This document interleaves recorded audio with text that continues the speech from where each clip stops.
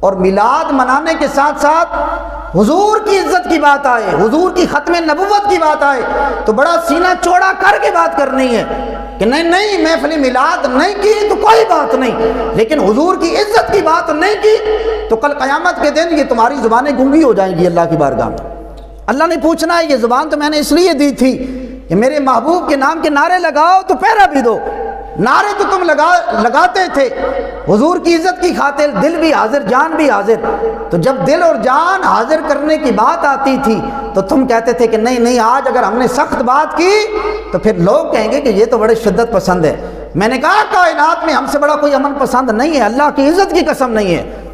73 سال ہو گئے ملک پاکستان کو بنے ہوئے، واحد اہل سنت و جماعت ہے کہ جس کے خلاف آج دن تک کوئی ثابت نہیں کر سکتا کسی مسجد پر، کسی مدرسہ پر، کسی امام بارگاہ پر، کسی بازار میں کوئی خودکش حملہ کیا ہو یا یہ سہولت کار بنے ہو،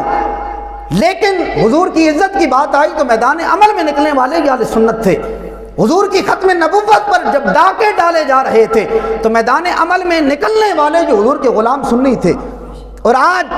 بڑی بڑی تحریکیں بنی، بڑی بڑی تنظیمیں چلی، بڑے بڑے جہاد کے بلند بار دعوے کرنے والے آئے، لیکن آج جب جہاد کی ضرورت اور اس کی اہمیت اور حیثیت کو سمجھانے اور سلجھانے کی ضرورت پیش آئی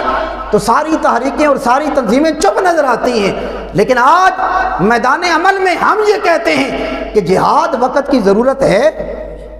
یہ جو تم نے ایٹم بنا کر رکھا ہوا ہے تو ذرا اس کو پھوڑو نا، ان توپوں کا رخ ان گستاخ ملکوں کی طرف پھیرو تو صحیح، آنکھوں میں آنکھیں ڈال کر بات کرو کہ اللہ رب العزت نے ہمیں سپر پاور بنایا ہے، ہمارے پاس شاہین ہے، غوری ہے، ابدالی ہے، تو یہ ہم نے شب برات پر نہیں چلانے، یہ ہم نے تم جیسے گستاخ خنزیروں کے لیے رکھے ہوئے ہیں۔ حضور کے گستاخانہ خاکے جو تم نے شائع کیے ہیں ان کو بند کرو، نہیں تو پھر ہم اعلان جہاد کرتے ہیں۔ لیکن جہاد کی اہمیت کو ہم نے ختم کر لیا ہے۔